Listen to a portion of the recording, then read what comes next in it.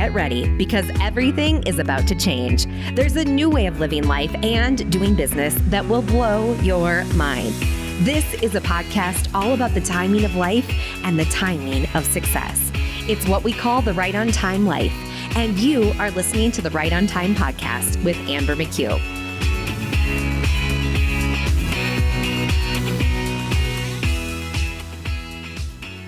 Shay, I am so excited to be here with you today. Thank you for hopping on the Right on Time podcast with us.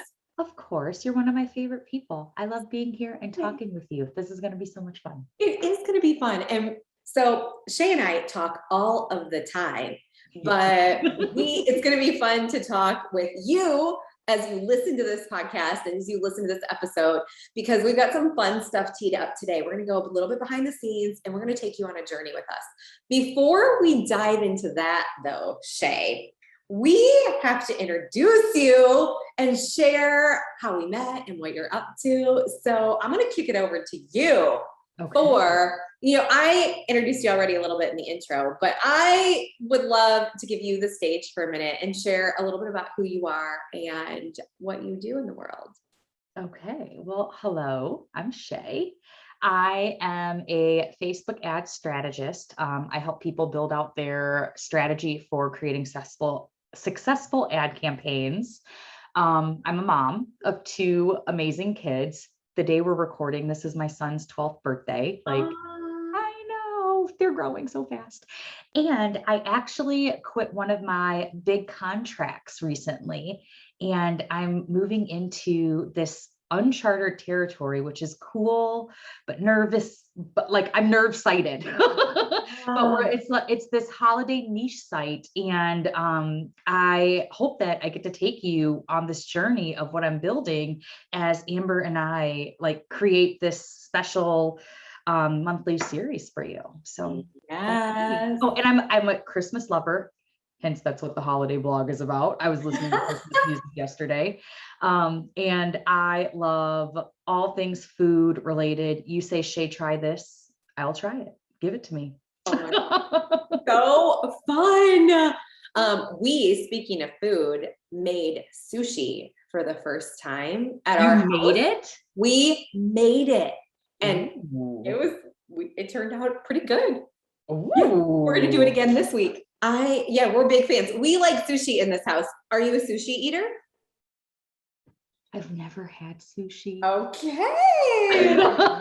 So we're going to have to get together. I'll make you some sushi or we can order out. Shay and I, so we live not too far from each other. We're maybe 2 hours, 90 minutes. I think about 2 hours away from each other. Yeah. Right now. Yeah. And so that's going to be a date. We'll let everyone know when that happens in our next recording. But Shay, okay, so we're going to dive in first on that ads front. I want to talk about what you mentioned on the ads. Yes. We've worked together for years on ads. We've seen a lot of things. We've tested a lot of things. Yes. You work with other people on their ads. Yes. So let's start with the ads because there's some weird stuff happening in particularly the Facebook ads landscape right now. Definitely. And because this is the Right on Time podcast, I would love to share with people what is happening now in terms of Facebook ads. Yes, the numbers are really, I don't like the word volatile. But they're very up and down because with the iOS update, with Facebook having to figure out how to maneuver Apple protecting its people and saying, well, we still have to market.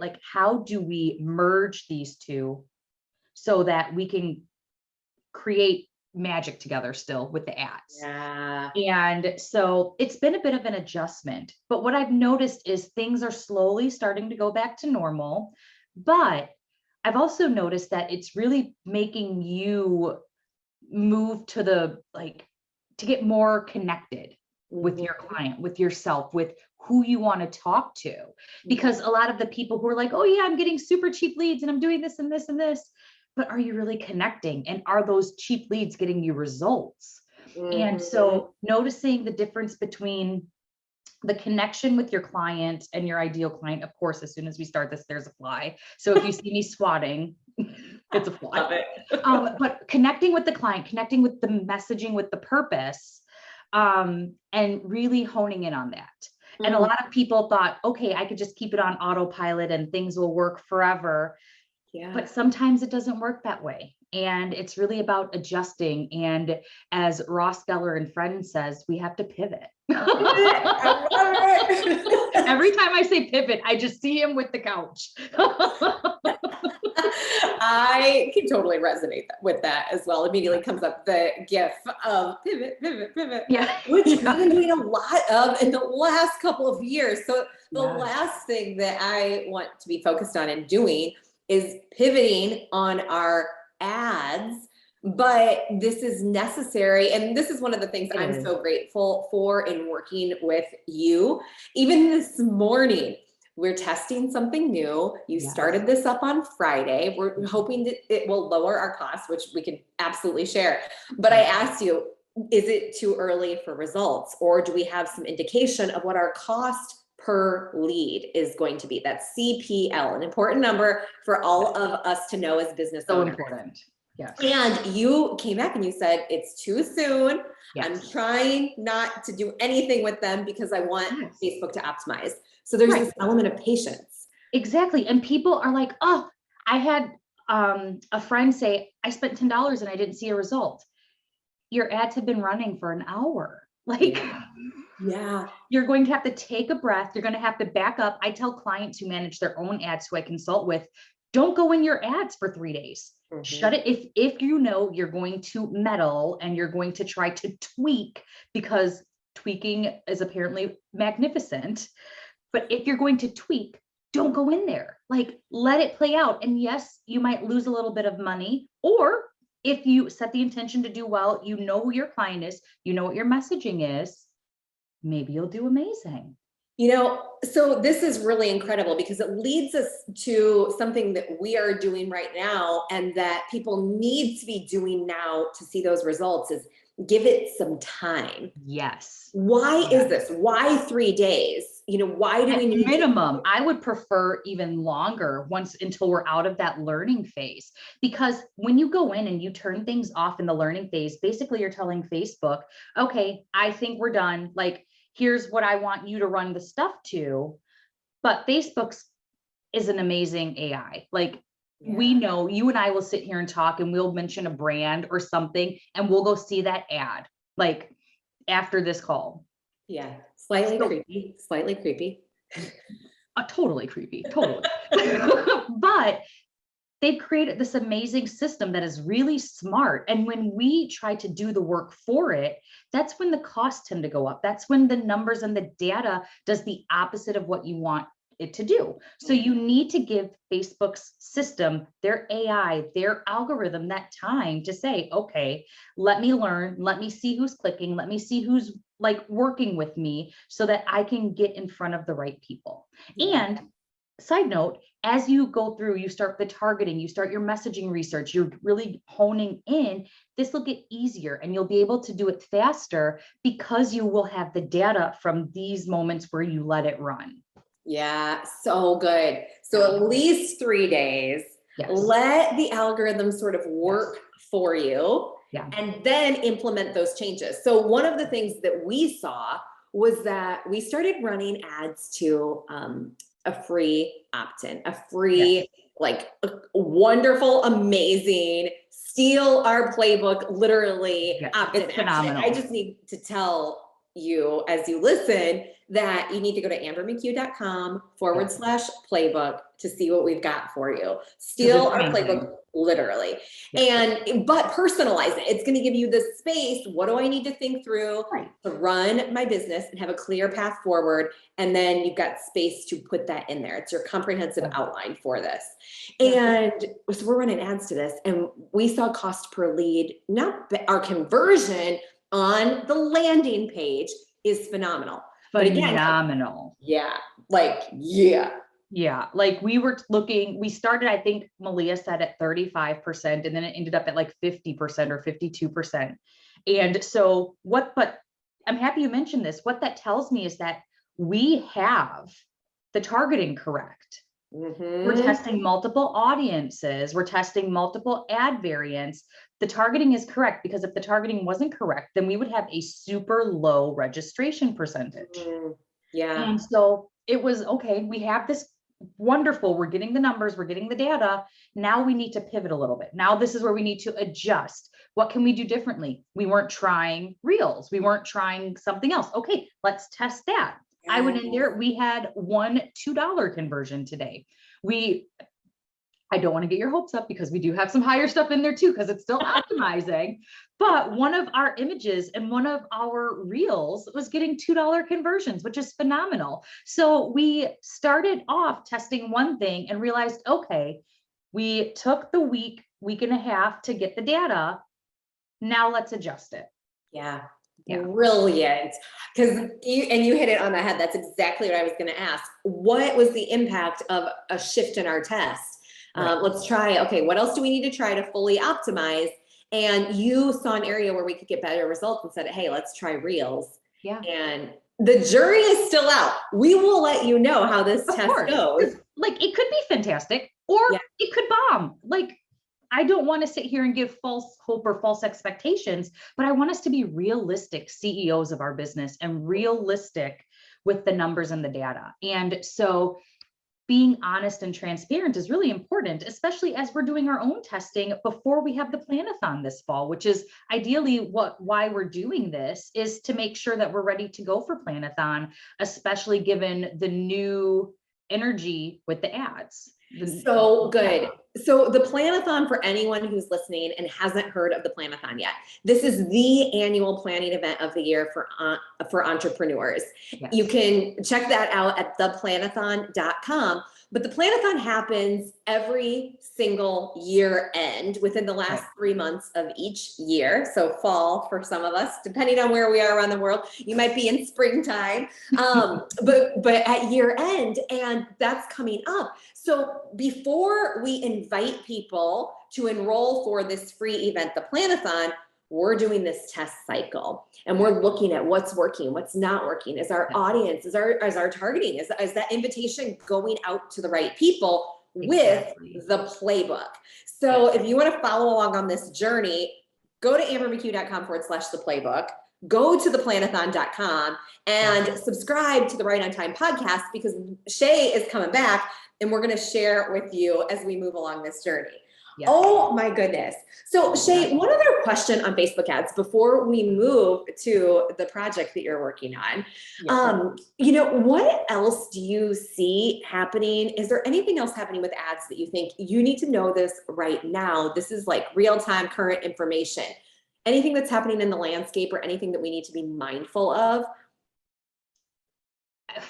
For now, I think, and I've mentioned this quite a few times already, it's knowing who your ideal client is and what their biggest struggle is.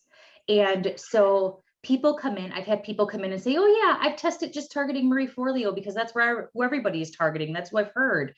And I didn't get immediate results. Well, maybe that's not just who your ideal client is targeting, or what is the solution that you are offering that they're searching for.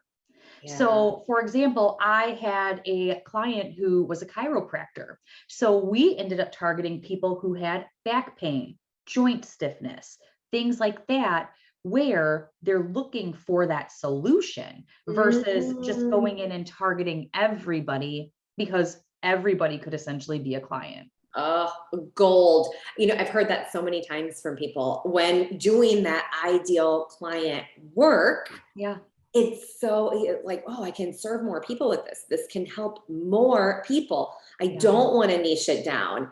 Exactly. But we benefit so much when we say the words our clients say. It's almost like we talk about needing to become a mind reader. Yes. And we've had people comment that on our posts. I can't believe you read this. I can't believe you wrote this. This is exactly what I was thinking, because we have done the research. We've done the years of getting the data. We know. And again, things will change. We'll have to adjust. We aren't perfect. This isn't going to be an overnight amazingness, hence why we're testing 2 to 3 months earlier than what we normally do, is because we want to make sure that we are staying up to date and current and knowing who we are and if our message is still aligns with who our ideal client is, because things change as the seasons we go through as well. Yeah, things change for sure. And I will say that doing that ideal client work and nailing the messaging, it's a constant work in progress It for really me. is. I Yeah. mean, yeah. So it's good to hear as people, you've seen people say, oh, like this was in my head. Yeah. Oh, when Yeah. people are saying that to you, that's when you know, all right, I'm getting it. We're on the right track this time. Yeah. Yeah. And another thing, which is a little bit unrelated, but I also had another client who we could not figure out for the life of us how to get her cost per lead down. We were Mhm. averaging $25 per lead. However, for every 20 people, so it was about four something, we were getting a $900 sale. So that was a starting point for us. We obviously we wanted to get that down, but that was a good starting point to say, oh, okay, I'll take this higher lead cost right now because I'm seeing it on the back end. And then we can adjust, fine tune, test to get that cost per acquisition lower. Oh, goodness. So Yeah. you mentioned some great stuff. Yeah. If your cost is high, Yeah. $25, Yeah. may not necessarily be a bad thing if Yeah. you have a product that is $900. So Exactly. that's good. So, in addition, we need to look at the data. Yes. We need to be patient, something I'm not always good at. Neither am I. And understand, okay, what's my customer lifetime value? What's the value of Exactly. each client? That's something also we look at as earnings per lead. So Yeah. for every person that comes into your world, what is the earnings equivalent? Yes. And so if the earnings per lead is, let's say, $800 or Yeah. $700 or $500, okay, I will happily have a cost per lead of 25, 50, 100 because Exactly. you've got pretty good margins there. Exactly. And you're knowing who your ideal client is better. I would take the higher cost per lead all day long if I know they're going to convert Mhm. versus trying to add the thousands of the $2, $1 leads, because then I know I'm getting warmer, hotter, more connected to my message people Yeah. because the data is showing them converting. Yeah, that's beautiful. Ooh, okay. We covered a lot of good stuff in that segment of this episode. Yes. Facebook ads, what's current, what you need to know, what we are doing real time, and more on the results of all of this in about 4 weeks, give or take, give or take. Yes. Now, the second piece we want to transition to, if you're cool with it, Of course, is your project and the journey that you're on. So yes. you still run Facebook ads for people. Absolutely. Like, I love it. I love the numbers. I love the data. I love connecting with people who are interested in learning about it. So yes, I love that. But There's something else brewing for you because you're a multi-passionate modern CEO of and course, you have so many interests. I love it. You're so whole and well-rounded and constantly thank learning you. about so many different things. Like, oh, this is good. Thank Oh, you. yeah. Oh, And you're applying it to a new project, which I is drum roll. christmasroad.com. It's amazing. My web designer has finished it. I have to finish the freebie for it, which is going to be like a Christmas toolkit. I'm working on that this week. And yeah, then it's going to be live. Like, I'm really excited for this. And my intention with Christmas Road is to basically build out a niche affiliate site where I am collecting affiliate revenue and building out some passive-ish income, because I know everything cannot be 100% passive income, but if I can get it to where I am working or hiring out somebody to create the content for me, and then I'm going in, shayifying it and being able to put it out there, that will reduce significantly the time that I spend doing some of the things that I'm less passionate about, in order to build that passive income. So I can focus on some of the more things I am passionate about, which I'm passionate about Christmas. I plan on doing a bunch of stuff. Like, I already have recipes that I'm going to be creating. We've already gotten articles that we're going to be uploading. Like, I am invested in this because it's my jam. But at the same time, my end goal is, after reading the book Built to Sell, with this particular niche site, I eventually want to sell it. Hello, Hallmark, you can buy it. Love this. Oh, yes. Pre-sales yes. Now open. Oh my gosh. This is so cool. So you clearly, we know you love Christmas. You referenced it in your intro. Yes. You set up your Christmas tree as early as possible. Yes, as early as it won't get me divorced from my husband. Exactly. So good. I did order a 15-foot Christmas tree too. It's supposed to be here this week. My husband goes, "How are you going to get up there to put stuff on it?" I was like, I did not think that through. So funny. Yeah, so there might be a little feature in the next podcast about that as well. Oh my gosh, I love that. You're taking something you're passionate about, yes, blending it with your business expertise. Yes. Something else that you did, which I think is fabulous, is you're walking down this Christmas road journey. You have a vision, you know how to do some things, and there are other things you had questions on.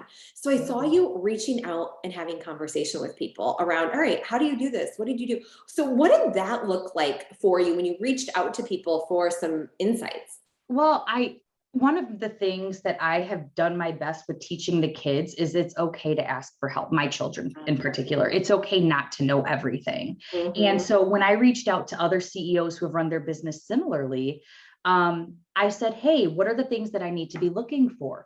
Who do I need to be outsourcing to? Who can I talk to about this when it's not my level of expertise? And one of our amazing fresh women, Jennifer, gave me amazing feedback, pointed me in the right direction, gave me some tools that I have researched that I'm using. And it felt so amazing to be supported and to get the questions answered and to be able to move on in a way that didn't make me feel anxious about doing it. Because once I feel anxious about something, I noticed that I become the bottleneck to everything. Yeah. It's so easy for modern CEOs, entrepreneurs to become the bottleneck. And I love that you took a simple step forward. I'm just going to ask about this. I'm just going to see if anyone knows this.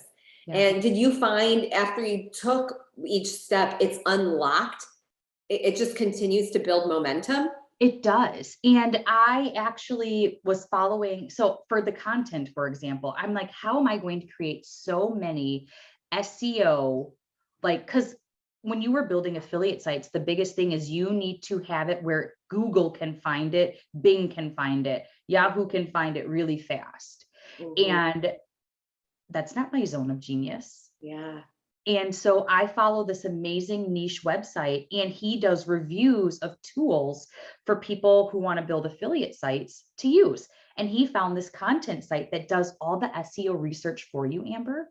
Okay. And they say, hey, we'll even upload these to your website and publish them for you if you want us to. So this is a resource. Yes. Someone else is going to, a person, not AI, but a person's going to do that. A person is writing this. Yes. Okay. And they've already done it, and they've sent me the research, and they said, these are the articles, these are the titles we want for you. Do you approve? Would you like us to upload them for you? And I don't want them upload because I still want to Shayify them some. I want them. What I did not like and what I wanted to change a bit about the niche site is I want there to be more personality. A lot of the other niche sites that I've gone to, they're bland because of course you want them to resell, but that's not me. I'm not a bland person. I've got personality for days. So I want to add a little of me in it. And I think that will sell to the brands that I have on my bucket list because they are full of personality and coziness and connectedness. And so as I'm thinking about it being built to sell, I'm thinking, how can I do a one-up of all of these others that are kind of generic and blech? Mm-hmm. Yeah. So good. Now, just to back it up a step, the business model of this website, you mentioned affiliate sales, yes, which some people may or may not be familiar with, especially for the space and the blogging creation that you're cooking up. So can you tell us a little bit more about the business model you're planning for Christmas Road?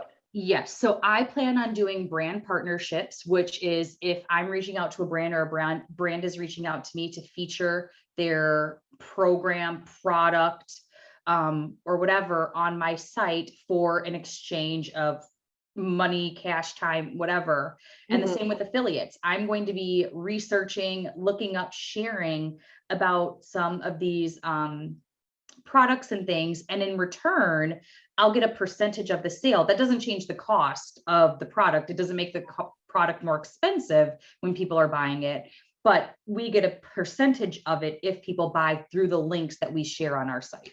Yes. Oh, so good. And the other beautiful thing here is, I mean, we talked about this, the niche. Your niche is so specific from a product-based perspective. People are looking for Christmas stuff. Easy to find, clear, clean, all things Christmas.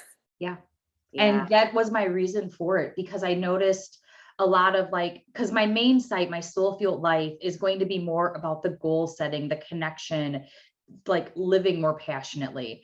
And so that's going to be a bit more general, which doesn't tend to sell as much. So with the niche site, it's going to be way more strategic, way more connected, using the terminology that people use around Christmas, around the holidays, so that when people are looking at it and when I create the media kit down the road, that it'll give the specifics around that.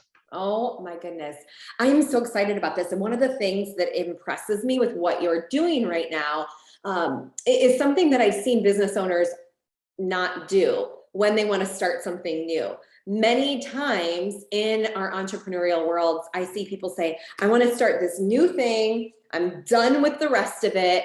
And they close that door when there was income coming in. There was solid revenue. There's a foundation that's been built. And you're still immersing yourself in leveraging your foundation, your foundational skills, knowledge, revenue, moneymaker. So that's in place with Facebook ads. But you also, we as modern CEOs have time and space to also experience and test something new. So you're not throwing it all out and completely pivoting to the new thing, which can bring on a lot of stress. You're keeping one thing going and you're layering in the next thing. Right. But so how you said it, I built the bridge.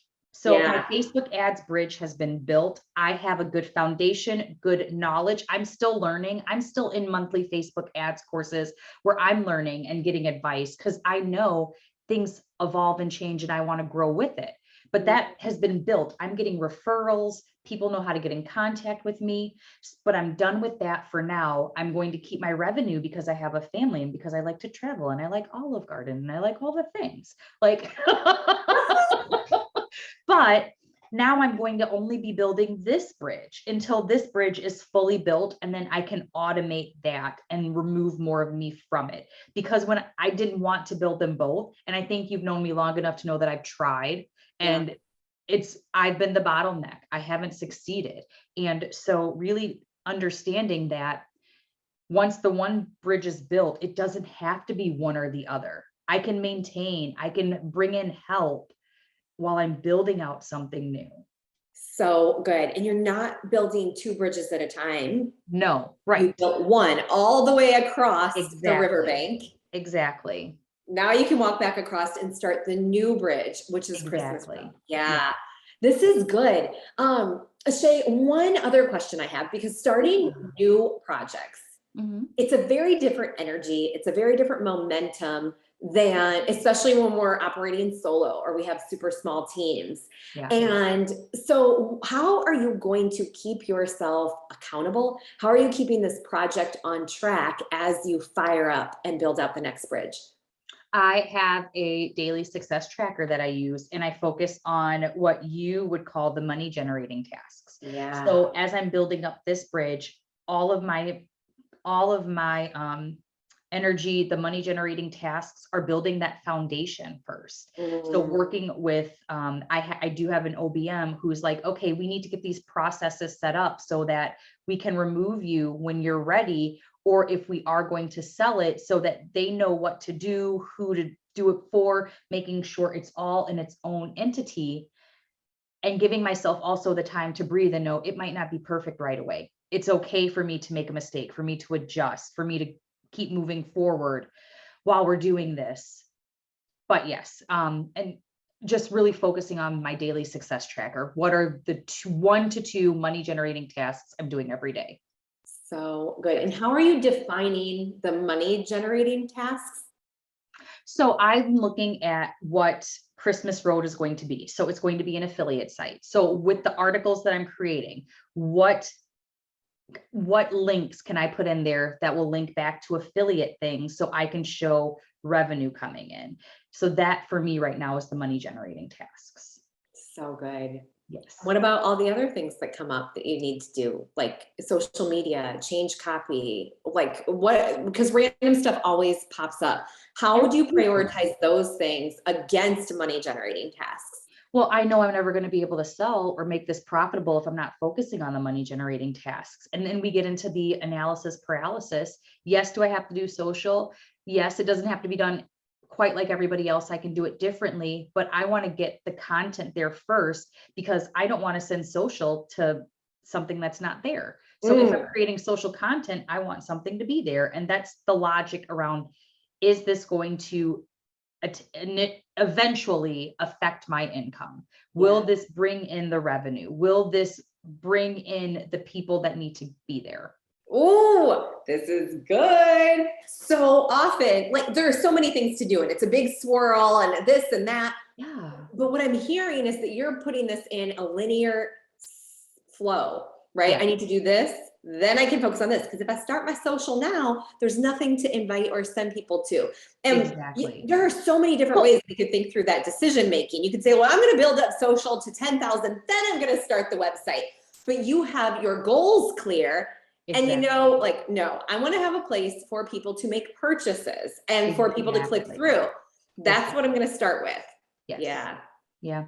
And I think about it, and like, I am a creative and I am one who does have a short attention span, but normally I did my hair before this and I took it off, but I normally have like a little band here for my hair that I will pull on and be like, okay, like it's my reminder to get back to focus. And then I'll have a little sticky note over here. I actually just threw it away because I wiped the counter and I bought these fun coloring pencils so I can make it pretty. But it says, what money generating task will you focus on? Or are you focusing on, is what I will make it pretty again and put it back. Because it's regular practice to come back to, okay, what do I need to do right now? What's the $100? We call them $100 bills as well. Exactly. What's the most important thing for me to reach my goals right now? And clear the rest away. So a practice, that's cool. Like, all right, snap, snap, snap. Exactly. And anytime I snap it now, it's like, oh, are you really focusing on the money generating task? And I'm like, being on Facebook is not, Shay. Get off of there.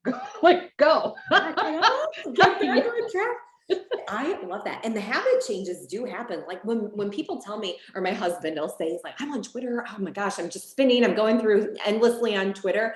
And it's funny because I don't do that on Facebook and on Instagram are the two platforms I hang out with most. But I will either catch myself very quickly, but I'm so well in the habit of, what is my purpose? I came to Facebook to go connect with my clients real quick and I'm out. I went to Instagram to connect with a couple people and I'm out. So exactly. But one thing I do want to mention is that, of course, you're going to have those days where you slip up. Like I have gone down the rabbit hole. That doesn't mean that you beat yourself up. That means you snap, and you get back to it. Give yourself the grace. Say, okay, I did it this time.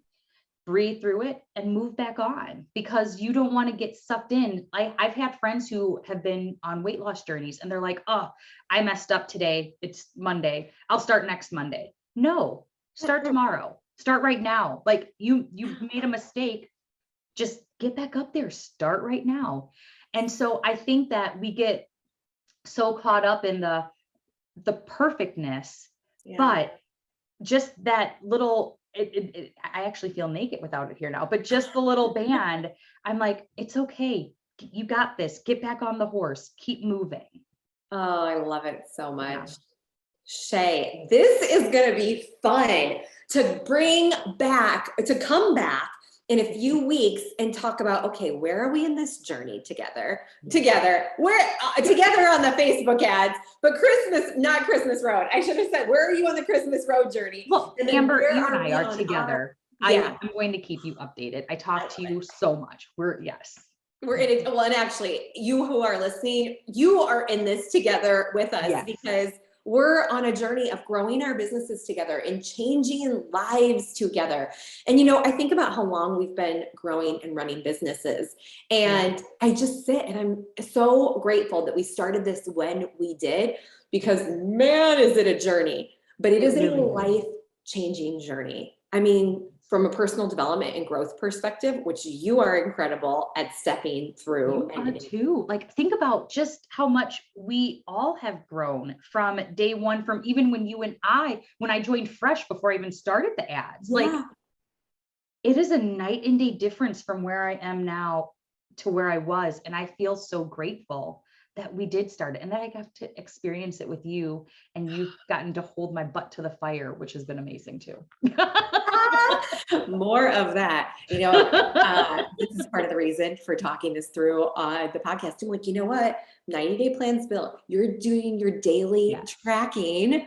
It's happening. It's happening. And we're going to be back to report. And if you don't hear from Shay or I on the Christmas Road update, please feel free to reach out. We're going to give you better reach out. Yeah. Let us know. We will do this together, and we do the same for you in our experiences in our programs, which I'll tell you more about later. But for now, Shay, people who want to be on this journey with you, people who want to learn from you and experience more of you, because you are such an incredible human.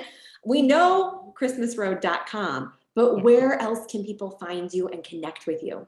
soulfueledlife.com. And I'll actually be sharing on Soul Fueled Life the journey for Christmas Road, like sharing how much the Google Analytics, like how many people have come, how long they've stayed on, so people can see this from when it starts to where it grows to. So I'm really excited to share. So please come on over and come say hi. I'm happy to share, and I'm happy to have you.